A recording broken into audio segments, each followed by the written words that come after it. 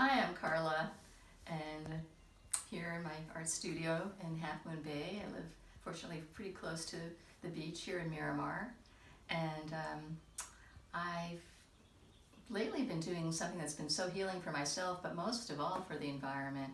So it's a combination of walking on the beach and seeing so many things that are left on the beach that are very harmful for sea life. And here are some pictures just to show you of what happens with garbage that's left on the beach. Many people have been coming to the beach lately to feel better, and I understand that. But leftovers end up going into the ocean, harming birds. This one's so sad. Seals, dolphins, all this is left. This is just not unusual to see at the end of the day or the end of a weekend.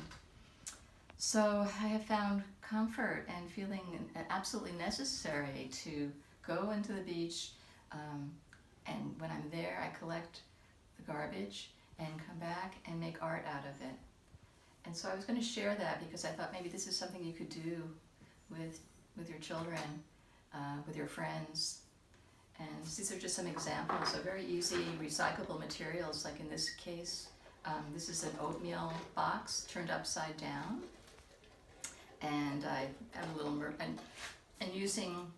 I have this little wire. You can get colorful wires, very thin wire, very easy to use.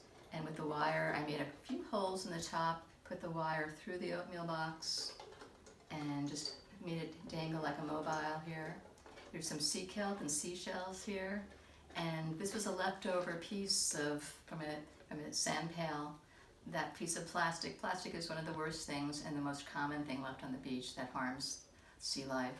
So here's a combination of a little mobile and this other project. This was kind of a collage of what was left I found on the beach, plus kind of a creative process of using some leftover gift paper and tissue paper and seashells, but this was left over on the beach, probably from someone fishing, this rope, or from someone's boat. A piece of sea kelp here, and a plastic cup, which could have really hurt sea life if it was rushed down into the ocean.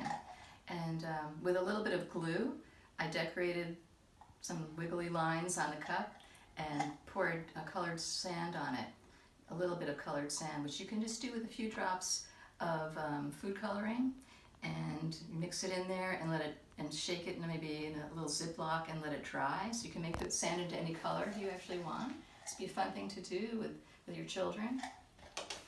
And at the same time, of course, educating them how this is really going to help. And another one here, this was made from an inflatable ball, but it could be a balloon that you do.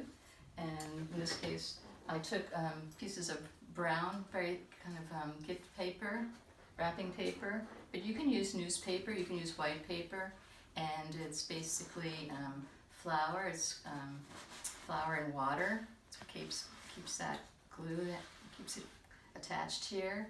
And I think these are pictures I got from National Geographic, but any magazine that will work. And here is something that was left on the beach on the bottom. It was a piece of metal that got all twisted. There's someone's hand hair roller on there, plastic, which would be terrible for the beach.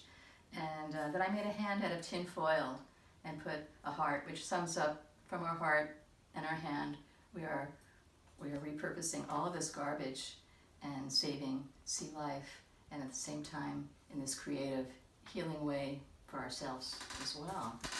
So I hope this inspires you and your children during these times of being shut in to come out to the ocean, come out to the beach.